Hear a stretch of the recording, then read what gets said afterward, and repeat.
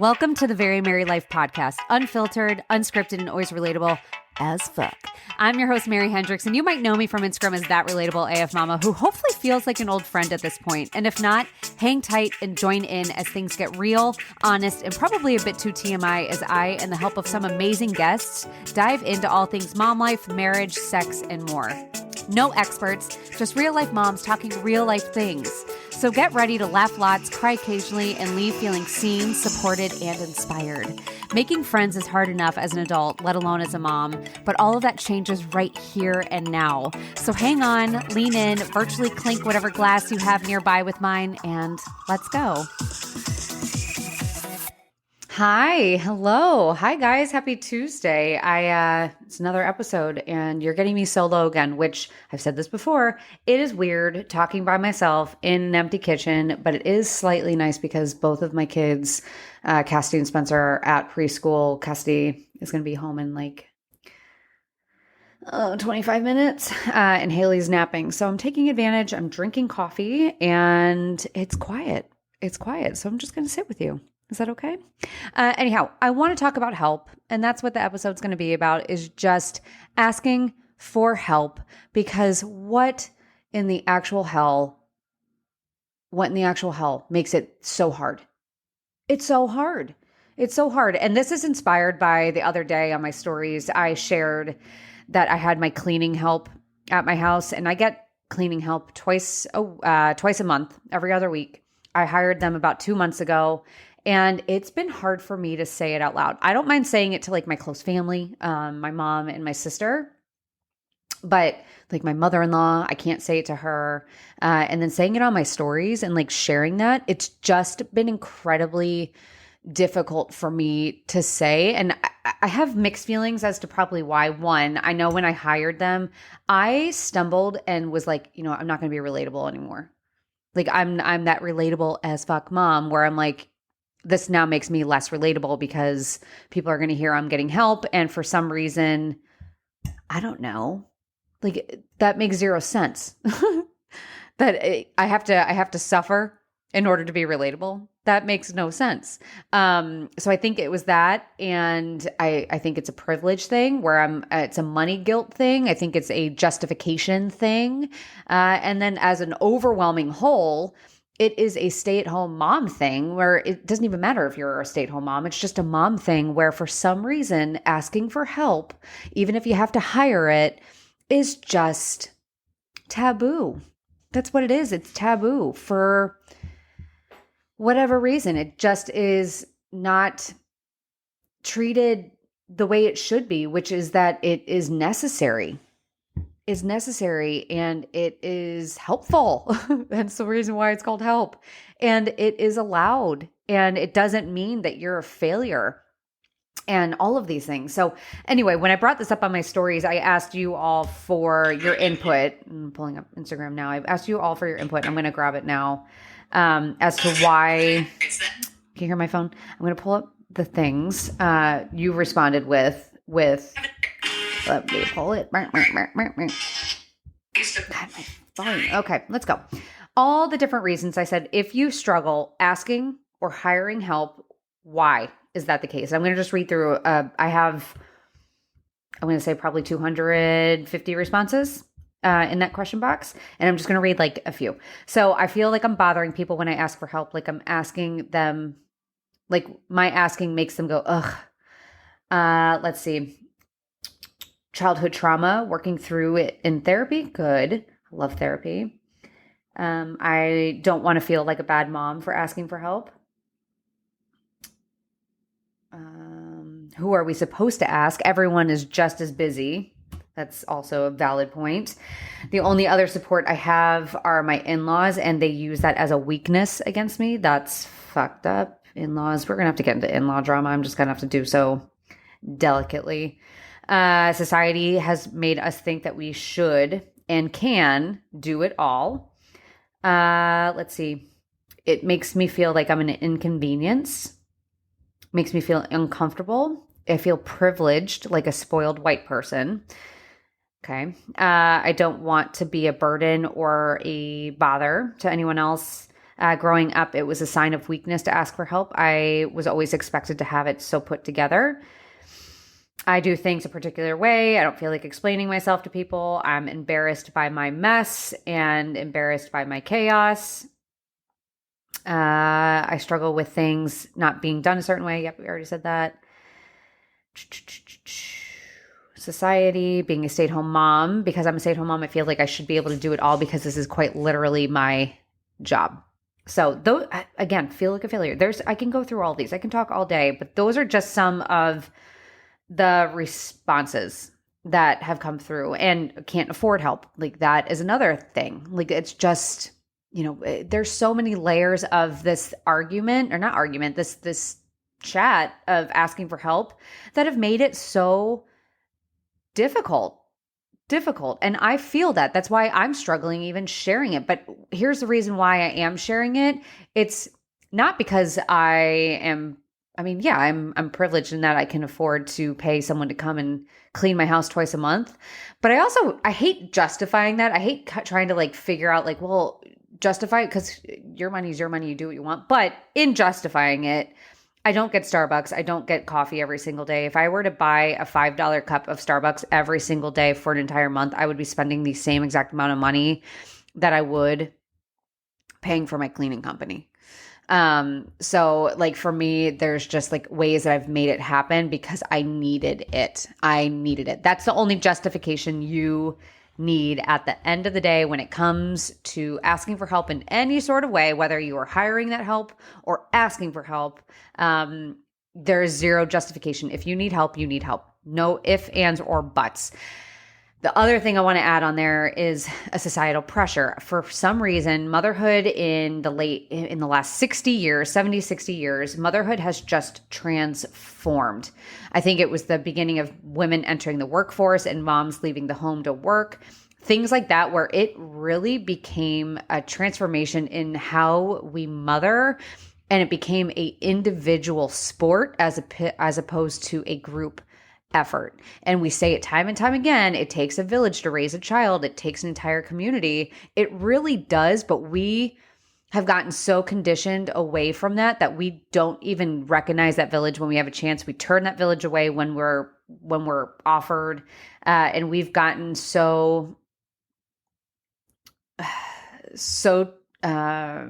transformed in the way our thinking is that we should be able to do it all. We're only one person, guys. And I got cleaning help because I literally was drowning. I have 3 kids. They're under the age of 5, and I couldn't keep up. And for me, it just was my mental health depended on it. I think for me, that's my help. My help is getting my house clean because I've talked about this before. I am a big visual noise person. I need things done a certain way in my house. And lessened because it affects my mood. The environment I spend pretty much 24/7 in has to be a certain way for me to enjoy it. If you're living in an environment that is not bringing you joy, you're not going to feel joy as often as you should and as often as you deserve to. And that's how I see it, is that I'm doing this for my own mental well-being, so it can give me time to focus on the things that really matter, like my kids and my family and things like that, because I was just not fun. I wasn't fun. I was not a nice mom. I spent my weekends just cleaning the nitty-gritty things, the toilets, the grout, the floors, things like that. And yeah, I can have my husband help me do that, but then we both would be doing this at the end of the night and not spending the time with one another, and it's not fun. It's not fun at all. I still have to clean. They only come twice a month. Now I have to keep up with everything else. And sometimes I wonder why the heck I even bother. Cause I'm looking at my kitchen now. You would wonder what the hell. It doesn't look like anything's changed, but I know it did. And that's all that matters. But going back to it, asking for help has just become such a subject of contention. It has become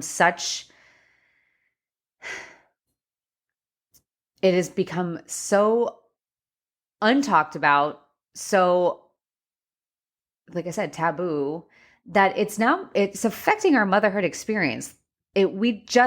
We don't get the help, and it's making things 10 times harder. And we are convincing ourselves, and we're trying to convince ourselves that we are superheroes, that we're super women, that we are capable of doing it all simply because we became a parent. And it's just not true. The moment you brought a baby into this world, you are still the same person with a slight few biological changes to you, a few more scars, a few more stretch marks added, and a new title change. That is literally it. More responsibility and the same amount of time. You're not given more time. You're not given more energy. If anything, you have less time and less energy and more responsibilities added on it. That's it. That's it. Nothing has changed other than those few key aspects. And we then expect to be able to do all the things that we should have done prior to kids, but now with kids, with no help. Are you kidding? No way. So with that in mind, my goal for 2023 is about doing that more, asking for help more. And I think the turning point for me, honestly, with how I realized my viewpoint on help was back a couple of months ago. I was in the supermarket with Cassidy, Spencer, and Haley. I brought them all. I rarely ever go. I usually do pickup, which also, by the way, picking up your groceries is considered help. So just keep that in mind. If you're doing that, then you're accepting help. You're doing one thing. That's awesome. But I went to the grocery store and I remember Haley was starting to freak out in the car seat, and Spencer, Cassidy are just like all over the place and wanting to grab the candy off of the little shelves by the checkout register and everything. And it was just because it was just a lot. And Haley's freaking out, and some woman came and they're trying to like jingle their keys in her face. I think she was an employee there, and try to keep her preoccupied. And I just didn't want the attention. I think for me, it was like, hey, go away, go away, go away. Like, I don't need help. And then someone said like, well, do you want me to help your groceries out to the car? And I was like, no, I got it. And I think for me, what it came down to is I'm just so afraid of being perceived like I don't have everything handled, because this is what I wanted. Like, I wanted 3 children. I wanted my world to look like this. And I get defensive sometimes because I'm always afraid that people are going to look at me and be like, she asked for this, so she should handle this. And I think that's another reason another thing I saw in the responses on my stories was like, you know what, you asked for it, so now you have to lay in your own bed with the decisions and you have to struggle through the decision. And I don't understand that mentality. And I think after that moment happened, it was like, wait, that makes 0 sense. Like, I don't understand this idea that like struggle I don't understand that we need to feel like we need to struggle in order to succeed. Like, I don't understand that mentality. And a light bulb moment for me happened the other day when I recorded an episode with my friend Alyssa. If you listen back 2 episodes ago, Mom Rage with Alyssa Selvison, we were talking and I had like a light bulb moment. And I used to be a personal trainer. That's what I used to do, full-time personal training. People used to come to me for help in achieving goals, fitness and health goals. I was hired help. So I don't know why I didn't recognize it at the time, but whenever I would work with a client, I would help them by programming for them, by telling them what to eat and what not to eat. And then I would spot people. I would push them to do something a little bit harder, something a little bit outside their comfort zone with encouragement. And then I would spot them occasionally. If they had a heavier weight, I would have to stand behind them if they were squatting, or I would have to lightly form my hands around their wrists so I could guide their arms up as they were doing a chest press or a shoulder press or whatever it was. I had to do that for them. And when they did that, when they hit their goal and they were able to lift that weight and push that weight, pull that weight, whatever it was their success, even if I had to guide them along the way. And I don't know why that was considered a success, but if we in motherhood, we in life get any help, any assistance, any guidance at all, we then consider ourselves a failure. I don't understand why one thing is allowed, why certain things are allowed with assistance while other things aren't. And I want to just put it in things in perspective like that. Do you use recipes to cook? Yeah, well, then you're getting help. Do you pick up your groceries? Yeah, you're getting help. Do you have Do you have to hire someone to fix an appliance because you've never fixed an appliance? Then you're getting help. Do you go to your hair salon to get your hair colored because you don't know how to do that? Yeah, because you're getting help. And sometimes it's just too much for us to handle. If you feel like you have too much on your plate at work, if you're in a workplace and you have too much, if someone piled a million things on you right now, you wouldn't be able to get them done. You would have to delegate out. There's a reason why we don't look at a business model. We don't look at like Amazon. We don't look at these big honcho businesses that we consider successful businesses and think, oh, well, you know what? They have employees, they have help, and think that that doesn't count. That doesn't count. Are you kidding me? Motherhood has become this competition, for one, where people are trying to compete versus one another. Working mom, stay-at-home mom, whatever type of mom you are, we just are pinned in a battle against each other of trying to figure out who has it harder, whose struggle is worse. And we forget that everyone can have parallel struggles and still have a successful end journey. We can all have off days. We can all have bad days, good days. We can all have help in different ways, and it all leads to the end result. And for some reason, we are breaking the end result down into the steps we are taking to get there. And we're putting all of our weight into that. And we're putting all of our judgment and our bias and our hesitation into the little nitty details and forgetting the bigger picture. And what's happening is, because we're forgetting what the bigger picture is, we are losing it. We're completely losing that experience. And there's a reason why motherhood does not feel very fun at times. I honestly think that we can have a much better motherhood experience. I think it is possible. I don't think motherhood needs to be as difficult as it is. I think we are at a pinnacle of motherhood being the hardest. Hopefully, this is my goal. My hope is that motherhood is the hardest it's ever going to get. And hopefully in generations to come, it's going to get a little bit easier. And hopefully we can break down walls so we can get that village mentality again. Because I think about, my daughters. I think about my son as a parent, and I think about that stuff. And I'm like, if they're blessed one day to make that decision and want to become parents and do that, like, I hope that village mentality comes back. I hope that village mentality comes back to encourage them to get help in whatever way, shape, or form it means, even if they hire it, even if it's free.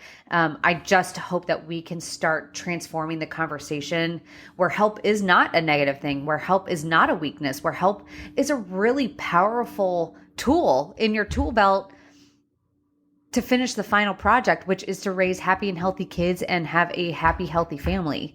We're not designed to do this alone, but we've been told that we should be, and we're missing out on the beauty of it, because it's just, when you feel like you're drowning, you're not going to see anything else but the shit you're drowning in.